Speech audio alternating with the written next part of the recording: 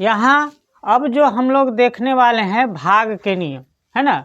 तो भाग में क्या है, यहाँ पे बेस जो है आपका समान दिखाई दे रहा है। जैसे इसका बेस और इसका बेस समान है, लेकिन यह जो घात जो है अलग अलग है, इसका p है और इसका q है।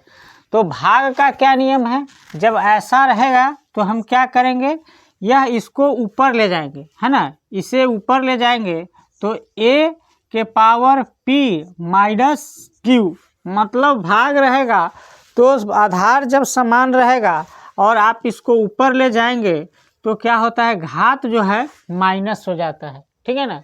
घात क्या हो जाएगा, माइनस हो जाएगा। ये आपको समझ में आ गया होगा।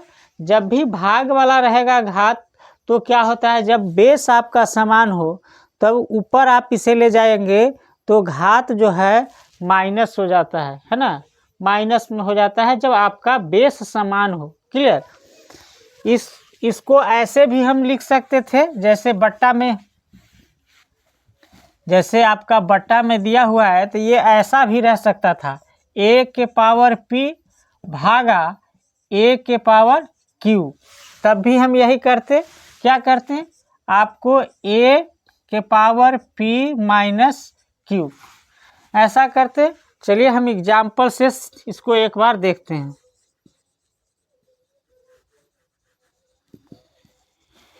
एग्जाम्पल में हम लोग लेते हैं, दो संख्या ले लेते हैं, है ना।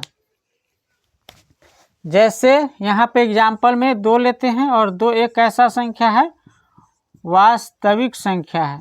2 एक वास्तविक संख्या है, ठीक है।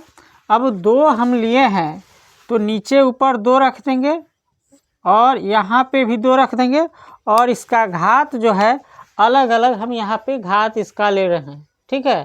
तो 1 का घात हम यहाँ पे 5 ले रहे हैं और इसका घात 2 ले रहे हैं।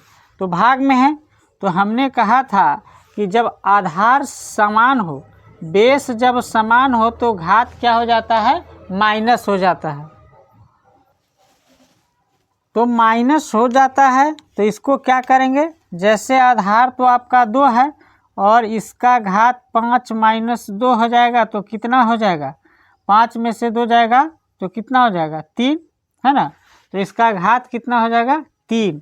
और इसको अगर हल करेंगे तो क्या हो जाएगा, 2 दूना 4 और 4 दूना 8। ये आपका आंसर हो जाएगा, है ना। तो इस तरह से जो है, अगर घात वाला भाग में रहे और उसका बेस समान रहे, आधार समान रहे, तो घात क्या हो जाता है, माइनस हो जाता है। चलिए इसको नोट कीजिए।